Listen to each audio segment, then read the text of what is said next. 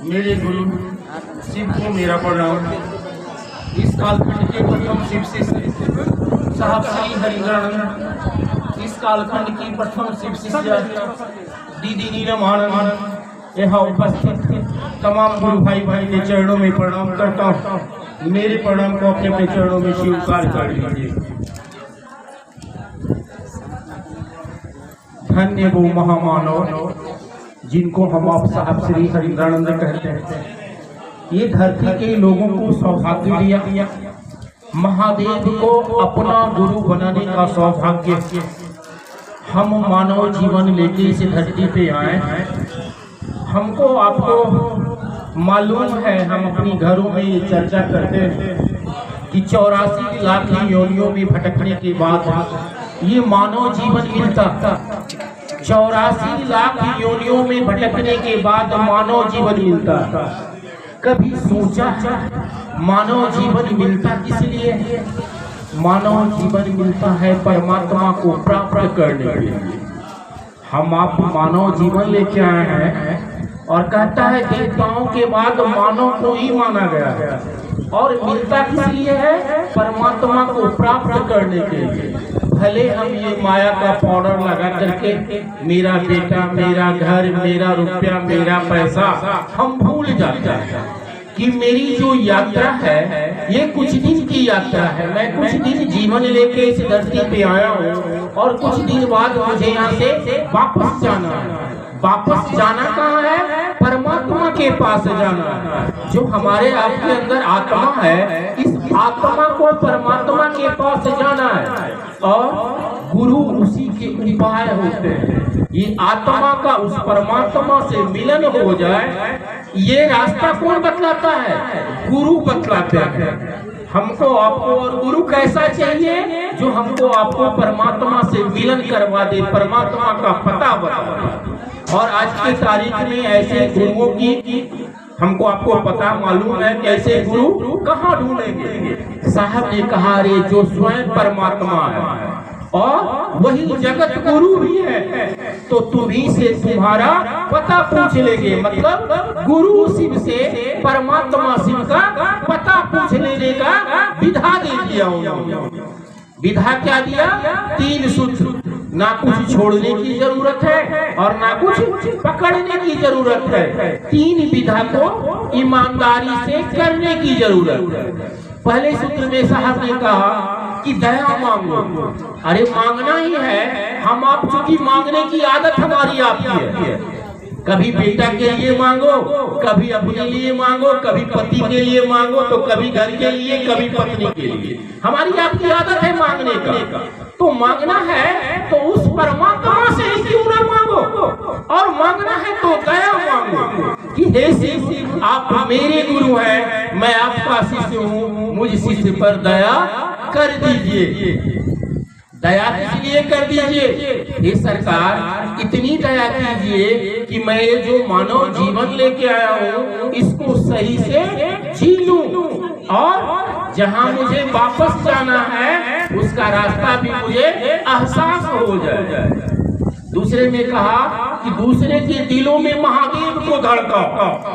दूसरे के दिलों में महादेव को धड़काओ। हम आप जिसको चर्चा करते हैं, दूसरा सूत्र क्या करते हैं? चर्चा करना। चर्चा है क्या? चर्चा करने का उद्देश्य क्या है? दूसरे के दिलों में महादेव स्थापित हो। हम आप करने क्या लगे? हम आप करने क्या लगे? किसी गुरु भाई, किसी गुरु बहन के दिल में स्थापित हो रहे हैं आज की तारीख।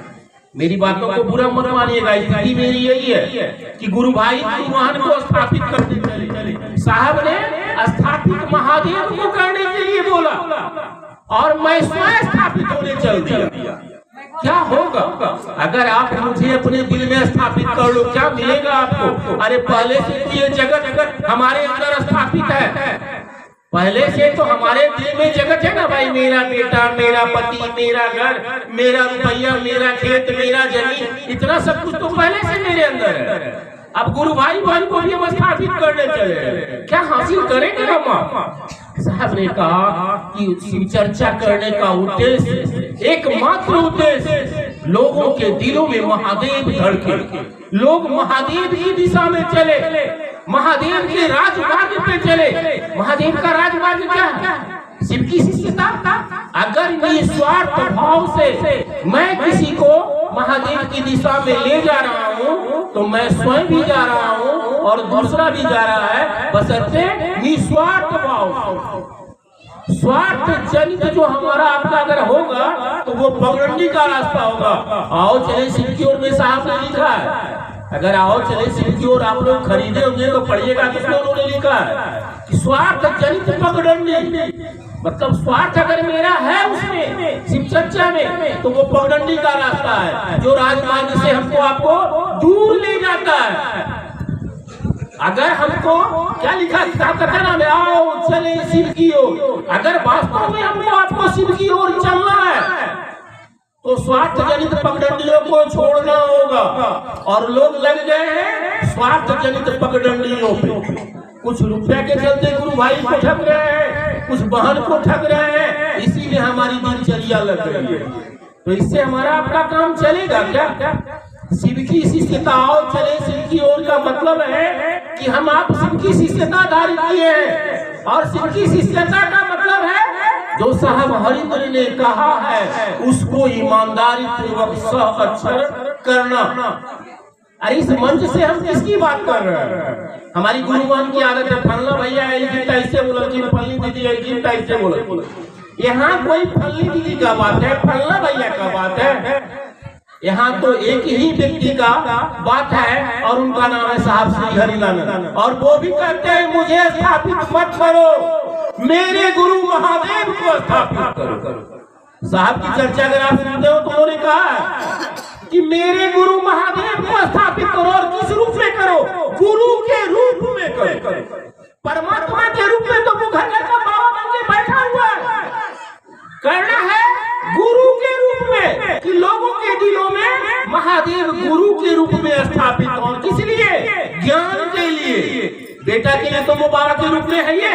आज तक हम उसे बेटा, रुपया, पैसा सब कुछ मांगते हैं, तो गुरु के रूप में स्थापित करना है। और इसी के तहत हमको आपको दूसरा सूत्र मिला, उसमें हमारा प्रयास हो कि मेरे घर से इसकी शुरुआत। मैंने महादेव को गुरु माना, अब मेरा प्रयास हो कि मेरे घर का एक एक सदस्य महादेव को गुरु मान ले, क्योंकि एक चीज प्रयास ही कर सकता है, इसके अलावा हम आप कुछ नहीं कर सकते हैं। साहब लिखते हैं तीनों सूत्र में कि तीनों सूत्र करने के लिए प्रयास अपेक्षित है, तो हम आप प्रयास नहीं कर सकते हैं। तो शुरुआत कीजिए अपने घर से और इसके लिए अपने गुरु से दया मांगिए, साहब दीदी से मदद मांगिए। साहब कहते हैं अरे यार आज तक कोई मेरे पास ये कहने नहीं आया कि सरकार मुझे महादेव का चेला बना दीजिए। हे साहब आपने महादेव से वादा किया है कि मैं लोगों को शिव का शिष्य बनाने आया हूँ, तो मुझे भी महादेव का चेला। लोग आया किस लिए? अपनी मनोदशा, अपने अक्ष को लेने मेरे पास आया। हमरा ई दुख को, हमरा ई बीमारी को, हमरा रुपया ले को, हमरा पैसा ले को, ये लगे सबको हमरा पास आया। और हम अपने दिलों पे हाथ रख के वो सोचते हैं तो लगता भी है कि हम आज भी साहब से वही उम्मीद करते हैं कि हमारा बेटवा के नौकरी लग जाए, हमारा बहुत सारा रुपया हो जाए, जबकि हमको आपको पता है कि यहाँ से खाली ही जाना और टिकट कंफर्म है, टिकट कंफर्म है, जाना ही जाना है। कोई यहाँ चाह के भी नहीं रहा, हम आप कहाँ से रहिएगा। तो साहब की बात जो है उसको हम आप किताब को जब पढ़िएगा ना, अनमील आखड़ को अगर पढ़िएगा तो साहब के जीवन में बहुत सारा तूफान आया, झंझावात आया, वो सारा सब कुछ उन्होंने उसमें लिखा हुआ लगी लिख दी है। और आओ चले शिव की ओर में, शिव की दिशा में चलने में हमको आपको मदद मिलेगा, उसको पढ़िएगा और कोई हमको आपको भटका नहीं पाएगा। अगर आओ चले शिव की ओर पढ़िएगा, कोई गुरु भाई आ जाए, कोई गुरु बहन आ जाए, वो आपको भटका नहीं पाएगा, क्योंकि आप पढ़ के साहब के लाइन को महादेव की दिशा में चलिएगा तो कौन भटकाएगा हमको भाई। तो हमारा आपका प्रयास हो कि हम साहब दीदी से मदद मांगे कि साहब दीदी मदद कीजिए हमको कि ईमानदारी पूर्वक महादेव की दिशा में चल सकूं। और कहा तीसरे सूत्र में नमो शिवाय से प्रणाम करने के लिए तो प्रणाम करने की भी दो विधा लिखे। एक लिखे कि एक माला 24 घंटा का एक दिन रात होता है, तो एक माला आप कीजिए।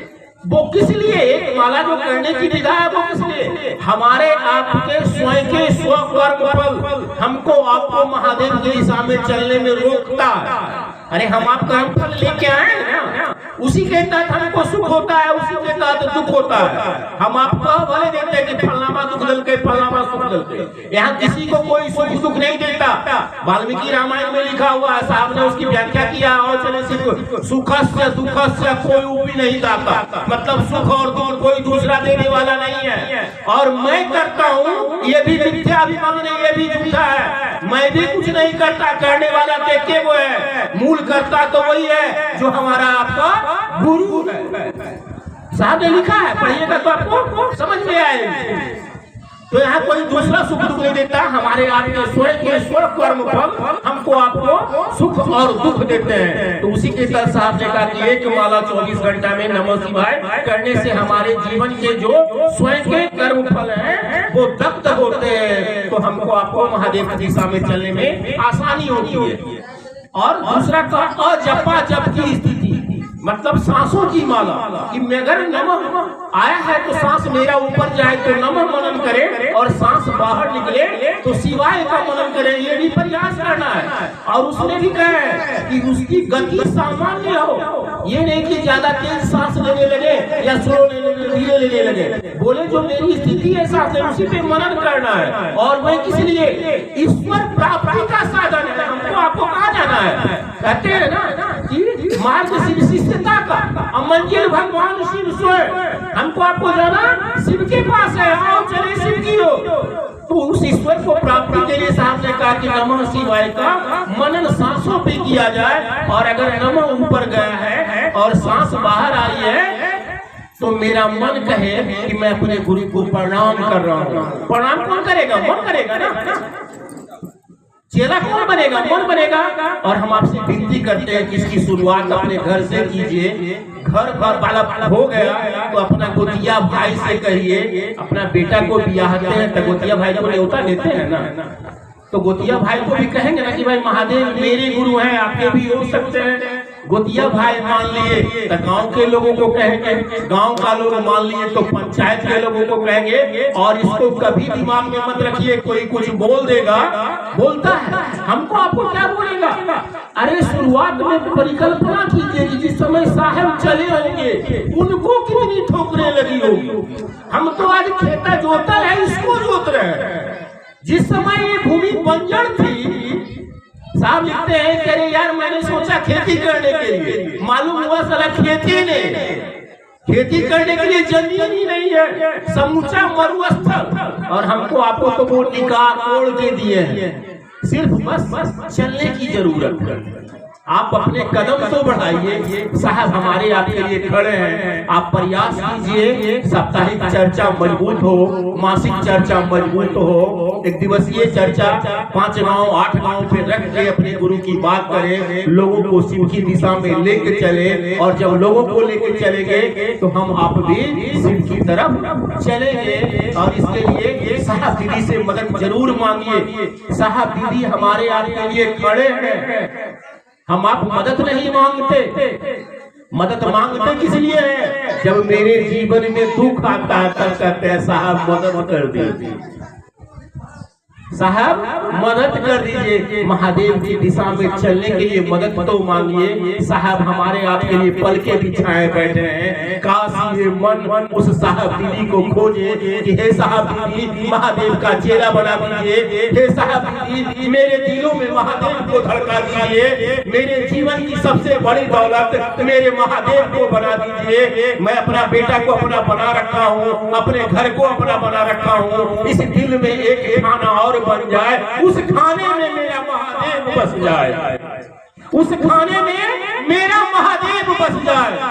चूंकि ये रिश्ते यही छूट जाएंगे, वो महादेव का साथ जो मेरा आपका रिश्ता है हम लेके आए हैं, उसके साथ रह रहे हैं और उसी के पास वापस जाना है। उसी के साथ एक रिश्ता परमानेंट रिश्ता है, बाकी पति पत्नी बेटा माई बाप सब रिश्ते यही रह जाए।